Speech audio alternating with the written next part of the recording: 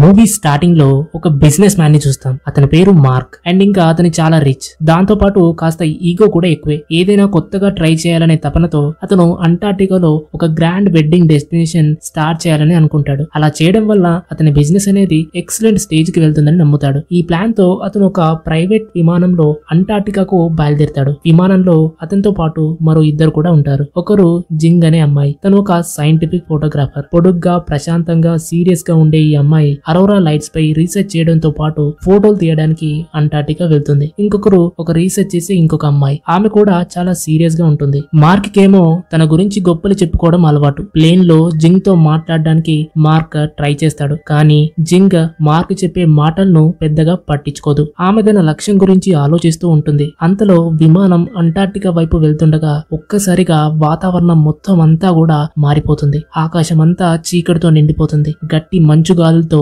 భయంకరమైనటువంటి వాతావరణం వల్ల పైలట్ ప్లేన్ పై కంట్రోల్ ని కోల్పోతాడు. విమానం ఒక మంచు కొండపైకి దూసుకెళ్తుంది. పైలట్ ఎలాగో అలా విమానాన్ని కాస్త తప్పిస్తాడు. కానీ అది కొండతో కొద్దిగా ఢీకొంటుంది. ఇలా ఢీకొట్టడంతో ప్లేన్ లోని కొన్ని భాగాలు మంటల్లో చిక్కుకుంటాయి. ఒక్కసారిగా ప్లేన్ విండో పగిలిపోతుంది. గట్టిగా వీస్తున్నటువంటి గాలిలో పైలట్ ఒక్కసారిగా విమానం నుండి బయటకు ఎగిరిపోయి చనిపోతాడు. విమానం ఇప్పుడు కంప్లీట్ గా కంట్రోల్లో లేకుండా ఒక ఎడారిగా ఉన్నటువంటి మంచు ప్రాంతంలో కూలిపోతుంది. ఈ ప్రమాదం చాలా భయంకరంగా ఉంటుంది. ఎవరు కూడా బ్రతికే ఛాన్స్ లేదని అనిపిస్తుంది. కానీ లక్కీగా మార్క్ బ్రతికే ఉంటాడు. అతను మంచులో స్పృహ తప్పిపోయి పడిపోయి ఉంటాడు. స్పృహలోకి వచ్చిన తర్వాత వెంటనే విమానం లోపలికి వెళ్తాడు. అక్కడ రీసెర్చ్ చేసే అమ్మాయి పరిస్థితి చాలా దారుణంగా ఉంటుంది. ఆమె కదలలేని స్థితిలో ఉంటుంది. జింగ్ కూడా అక్కడే ఉంటుంది. కానీ జింగ్ లెగ్ అనేది ఒక పెద్ద ఐరన్ పీస్ కింద ఇరుక్కుపోయి ఉంటుంది. మార్క్ ఇక ఫస్ట్ ఆ రీసెర్చ్ చేసే అమ్మాయిని బయటకు తీసుకొస్తాడు. మళ్ళీ విమానంలోకి వెళ్లి జింగ్ లెగ్ ని ఆ ఐరన్ పీస్ నుంచి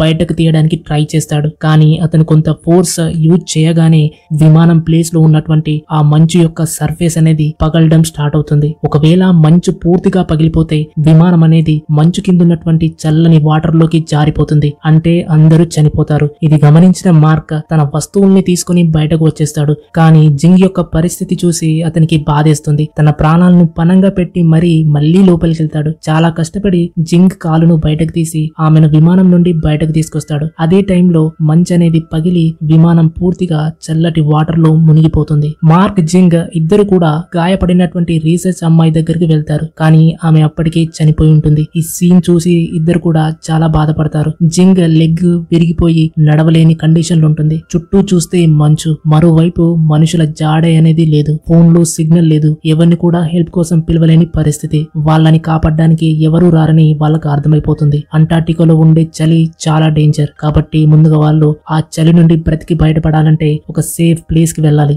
జింగ్ నడవలేని స్థితిలో ఉంది. కాబట్టి మార్క్ జింగ్ కి హెల్ప్ చేయాలని డిసైడ్ అవుతాడు. కానీ జింగ్ ఆ చనిపోయిన అమ్మాయి యొక్క డెడ్ బాడీని తనతో పాటు తీసుకెళ్లి వాళ్ళ ఫ్యామిలీకి ఆ డెడ్ బాడీని అప్పగించాలని మార్క్ కి చెప్తుంది. మార్క్ దీనికి ఒప్పుకొని ఇద్దరిని కూడా స్ట్రెచర్ పై ఉంచి వాళ్ళని లాక్కుంటూ ముందుకు వెళ్తాడు. బయట చలి తీవ్రత ఎక్కువ ఉంది. ఎటు చూసినా సరే మంచు తప్ప ఏమీ కనిపించడం లేదు. అంతలో ఒక్కసారిగా ఒక మంచు కొండపై నుంచి భారీగా మంచు కిందకు జారడం స్టార్ట్ అవుతుంది. అప్పుడు జింగ్ వెంటనే అరుస్తూ, మార్క్ త్వరగా మంచులో ఒక గొయ్యి తవ్వు. వెంటనే మనం అందులోకి వెళ్లి దాక్కోవాలి. అయితేనే మనం ఆ భారీ మంచు కొండ నుంచి తప్పించుకోగలమని మార్క్ తో చెప్తుంది. మార్క్ వెంటనే చేతులతో మంచు తవ్వడం స్టార్ట్ చేస్తాడు. గాయంతో ఉన్న జింగ్ కూడా తన వంతు సాయం చేస్తుంది. ఇద్దరు కలిసి ఒక గొయ్యి తవ్వి స్ట్రెచర్ తో దాన్ని కప్పి లోపల దాక్కుంటారు. లక్కీగా ఆ స్నో అనేది వాళ్ళని తాకకుండా వెళ్లిపోతుంది. కానీ ఈ ఇన్సిడెంట్ జరిగిన తర్వాత మార్క్ కి చాలా కోపం వస్తుంది. నా జీవితంలో ఇంత ఇంపార్టెంట్ వర్క్ కి వెళ్తుంటే ఇలా జరగాల అని జింగ్ పై అరుస్తాడు.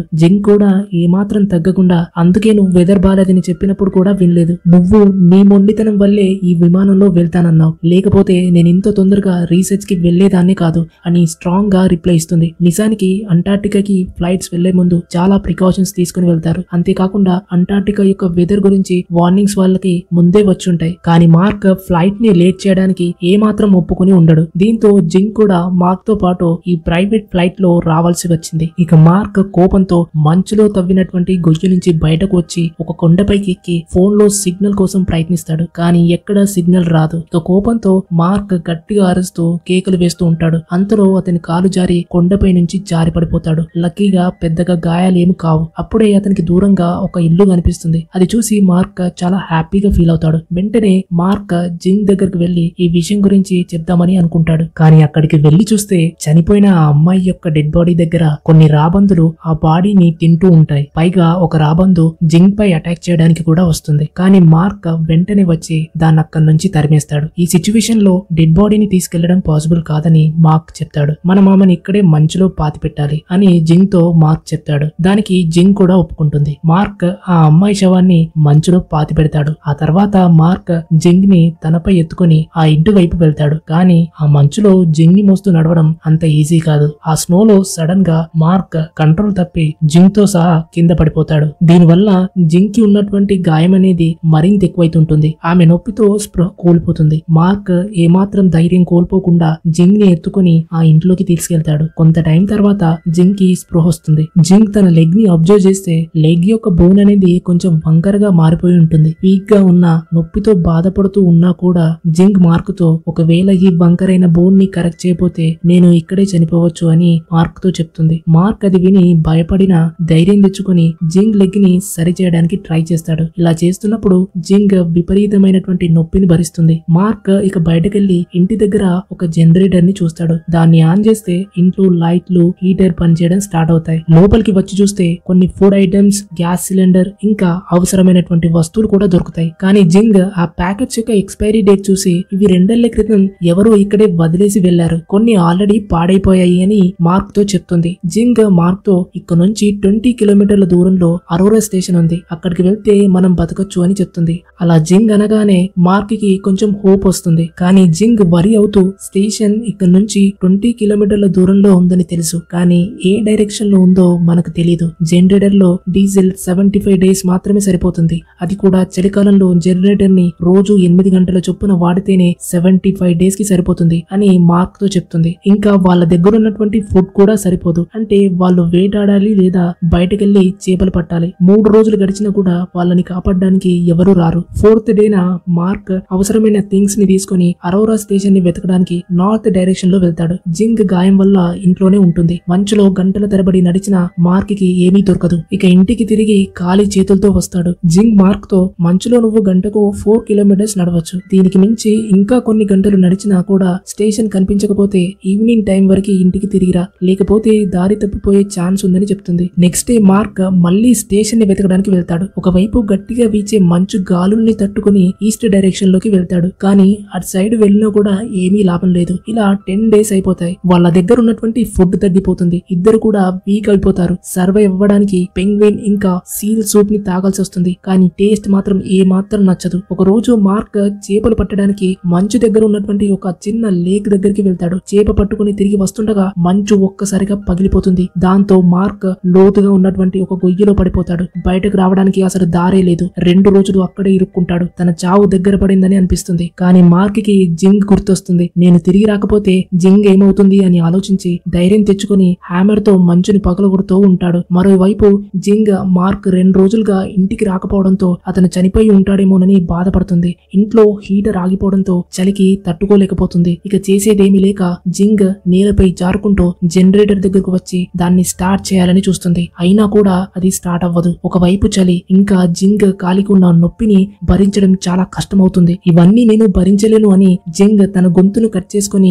చనిపోవాలని డిసైడ్ అవుతుంది. కానీ హ్యాండ్ ని కట్ చేసుకుని స్పృహ కోల్పోతుంది. ఇదే టైంలో మార్క్ మంచులో ఉన్నటువంటి గొయ్యి నుంచి బయటపడి జింగ్ దగ్గరకు పరిగెత్తుకుంటూ వస్తాడు. ఇంటికి వచ్చి చూస్తే జింగ్ కనిపించకపోవడంతో మార్క్ చాలా భయపడిపోతాడు. ఇక బయటకు వెళ్లి చూస్తే జింగ్ జనరేటర్ దగ్గర స్పృహ లేకుండా పడి ఉంటుంది. మార్క్ జింగ్ ని లోపలికి తీసుకెళ్లి కట్ చేసుకున్నటువంటి చేతికి కట్టు కడతాడు. జింగ్ కి స్పృహ వచ్చిన తర్వాత మార్క్ జింగ్ తో మనం ఖచ్చితంగా ఇక్కడ నుంచి బయటపడతాం, నువ్వు హోప్ ని అస్సలు కోల్పోవద్దు, మళ్ళీ ఇంకోసారి ఇలాంటి పని చేయనని ప్రామిస్ చేయని జింగ్ మార్క్ తో అంటాడు. మార్క్ తన గురించి ఇంత కేర్ తీసుకోవడం చూసి జింగ్ కి చాలా హ్యాపీగా అనిపిస్తుంది. నెక్స్ట్ డే నుంచి మార్క్ మళ్ళీ హెల్ప్ కోసం బయలుదేరతాడు. ఇప్పటికీ వాళ్ళు అక్కడ ఇరుక్కొని 34 డేస్ అవుతుంది. మార్క్ డైలీ మంచులో నడిచి అరోరా స్టేషన్ కోసం వెతుకుతూ ఉంటాడు. కానీ ఎవరూ కనిపించరు. ఒక రోజు మంచు తుఫాన్ లో నడుస్తుండగా ఆ గాలికి మార్క్ కళ్ళు ఒక్కసారిగా బ్లర్ అవ్వడం స్టార్ట్ అవుతుంది. సన్ లైట్ ఇంకా మంచు వల్ల అతని కంటి చూపు చాలా ఎఫెక్ట్ అవుతుంది. చుట్టూ ఏం సరిగా కనిపించదు. ఏం చేయాలో అర్థం కాక ఎలాగో అలాగా ఇంటి దగ్గరికి వచ్చి ఎటు వెళ్లాలో తెలియక జింగ్ ని పిలుస్తుంటే ఒక్కసారిగా జింగ్ గొంతు ఇంటి దగ్గర వినిపించడంతో ఇంటి లోపలికి వచ్చేస్తాడు. చలి నుంచి ప్రొటెక్టివ్ గా ఉండడానికి జింగ్ మార్క్ కళ్ళకి ఒక బ్లాక్ క్లాత్ ని కడుతుంది. కళ్ళకి కట్టినటువంటి కట్ అనేది బ్లాక్ కలర్ అయినా ట్రాన్స్పరెంట్ గా ఉంటుంది. ఈ డిఫికల్ట్ టైమ్ లో ఇద్దరు కూడా ఒకరికొకరు బాగా సపోర్ట్ చేసుకుంటారు. జింగ్ మార్క్ కి ఇంట్లో ఎటువైపు వెళ్లాలో డైరెక్షన్స్ ఇస్తూ ఉంటుంది. దీంతో మార్క్ ఇంటి వర్క్ అంతా చేస్తాడు. ఇదే టైంలో వారిద్దరి మధ్య డీప్ రిలేషన్షిప్ క్రియేట్ అవుతుంది. జింగ్ కి మొదట్లో మార్క్ అంటే అసలు ఇష్టమే ఉండదు, కానీ ఇప్పుడు అతని యొక్క మంచితనం అనేది జింగ్ ని చాలా అట్రాక్ట్ చేస్తుంది. కొన్ని రోజుల తర్వాత మార్క్ కంటి చూపు నార్మల్ స్టేట్ కి వస్తుంది. కళ్ళకు ఒక బ్లాక్ కట్టు కట్టుకుని మళ్ళీ అరోరా స్టేషన్ కోసం వెళ్తాడు. ఒక రోజు ఒక మంచు దగ్గర ఉన్నటువంటి లేక్ లో చేపల్ని చూస్తూ ఉండగా మంచు ఒక్కసారిగా క్రాక్ అయ్యి పగిలిపోతుంది. దీంతో మార్క్ కోల్డ్ వాటర్ లో పడిపోయి గట్టిగా వచ్చేటువంటి నీటి ప్రవాహంలో కొట్టుకుపోతాడు. అంతలో మార్క్ కి కొన్ని పెంగ్విన్లు కనిపిస్తాయి. వాటిని ఫాలో చేసి ఎలాగో అలా లేక్ నుంచి బయటపడతాడు. కానీ చలి వల్ల మార్క్ పరిస్థితి దారుణంగా మారుతుంది. కాళ్ళు పైకి ఎత్తలేనంతగా వీక్ గా ఉంటాడు. అయినా జింగ్ కోసం ఇంటికి వెళ్లాలనే స్ట్రాంగ్ విష్ తో మంచులో నడుచుకుంటూ ఇంటికి వెళ్తాడు. ఇంట్లోకి వెళ్ళగానే స్పృహ కోల్పోతాడు. జింగ్ వెంటనే మార్క్ ని హగ్ చేసుకొని తన బాడీ టెంపరేచర్ తో మార్క్ యొక్క బాడీని నార్మల్ చేయడానికి ట్రై చేస్తుంది. నెక్స్ట్ డే మార్క్ కళ్ళు తెరిచేసరికి జింగ్ తన పక్కన నిద్రపోతూ కనిపిస్తుంది. ఆ టైం మార్క్ కి చాలా హ్యాపీ ఫీలింగ్ ఇస్తుంది. టోటల్ గా ఇప్పుడు 48 డేస్ అయిపోయి ఉంటాయి. మార్క్ ఒకప్పుడు ఈగోయిస్ట్ గా ఉండేవాడు. ఇప్పుడేమో జింగ్ తో అనుకోని పరిస్థితిలో చిక్కుకొని లైఫ్ యొక్క రియల్ మీనింగ్ ని తెలుసుకుంటాడు. ఒక రోజు మార్క్ ఒక మెటీరియల్ లాంటి వస్తువు దొరుకుతుంది. అప్పుడు మార్క్ హ్యాపీగా దాన్ని తీసుకెళ్లి జింగ్ కి చూపిస్తాడు. కానీ అది మెటీరియల్ కాదని హ్యూమన్ వేస్ట్ అని తెలుస్తుంది. ఈ విషయం తెలిసిన తర్వాత మార్క్ కి కొంచెం హోప్ వస్తుంది. ఇది దొరికిన డైరెక్షన్ లోకి వెళ్తే బహుశా ఏదైనా హెల్ప్ దొరకచ్చని అనుకుంటాడు. అదే టైంలో జింగ్ నోస్ నుంచి బ్లడ్ కారుతూ ఉంటుంది. నా బాడీలో విటమిన్ సి లోపం వల్ల నా సిచ్యువేషన్ అనేది ఇలా అవుతుంది. ఇది ఇలానే కంటిన్యూ అయితే నేను ఇంకా చనిపోవచ్చు అని జింగ్ మార్క్ తో చెప్తుంది. అప్పుడు మార్క్ జింగ్ తో నువ్వు వరి అవ్వద్దు అని, నువ్వు ఎలాంటి పరిస్థితిలో ఉన్నా, నువ్వు నాతో లేకపోయినా నేనెప్పుడు నీతోనే ఉంటాను. ఈ ప్రపంచం అంతా అంతమయ్యే వరకు నిన్నే ప్రేమిస్తాను అని చెప్తాడు. ఈ వర్డ్స్ చెప్పేసరికి జింగ్ చాలా ఎమోషనల్ అవుతూ ఫస్ట్ టైం జింగ్ కూడా తన మనసులో ఉన్నటువంటి మాటల్ని మార్క్ తో షేర్ చేసుకుంటుంది. ఒకవేళ నేను బతికి ఉంటే నీతో ఎప్పటికీ ఉండాలనుంది అని మార్క్ తో చెప్తుంది. ఇద్దరు ఏడుస్తూ ఒకరినొకరు హగ్ చేసుకుంటారు. నెక్స్ట్ డే మార్క్ హెల్ప్ కోసం వెళ్తూ ఉండగా జింగ్ అతన్ని ఆపి, నీకేదైనా అయితే నేను తట్టుకోలేను, ప్లీజ్ నా కోసం వెనక్కి రాకు అని రిక్వెస్ట్ చేస్తుంది. కానీ మార్క్ జింగ్ మాటలను పట్టించుకోకుండా రోజు హెల్ప్ కోసం వెతుకుతూ సాయంత్రానికి ఇంటికి తిరిగి వస్తాడు. ఒక రోజు మార్క్ అరోరా స్టేషన్ లో ఒక డెడ్ బాడీని కనుగొంటాడు. అక్కడ ఉన్నటువంటి పర్సన్స్ తో జింగ్ ని సేవ్ చేయమని రిక్వెస్ట్ చేస్తాడు. వాళ్ళంతా కలిసి ఒక స్నో వెహికల్ లో జింగ్ ఉన్న ఇంటి సైడ్ కి వెళ్తారు. కానీ దూరంగా ఒక పెద్ద అవలాంచ్ అనేది ఇంటి వైపు దూసుకొస్తుంది. దాని వల్ల వాళ్ళు కార్ యొక్క డైరెక్షన్ ని మార్చాల్సి వస్తుంది. ఆ అవలాంచ్ అనేది జింగ్ ఉన్నటువంటి ఇంటిని పూర్తిగా డిస్ట్రాయ్ చేస్తుంది. ఈ సీన్ చూసి మార్క్ షాక్ లో స్పృహ కోల్పోతాడు. మార్క్ కి స్పృహ వచ్చేసరికి అతను అరోరా స్టేషన్ లో ఉన్నటువంటి హాస్పిటల్లో ఉంటాడు. జింగ్ ని తలుచుకొని బాధపడుతూ ఉంటాడు. జింగ్ ఇచ్చినటువంటి ఒక లాకెట్ ఉన్న బుక్ ని చూసి ఎమోషనల్ అవుతాడు. ఇక రాత్రి మోటార్ బైక్ పై జింగ్ తో ఉన్నటువంటి ఇంటికి వెళ్తాడు.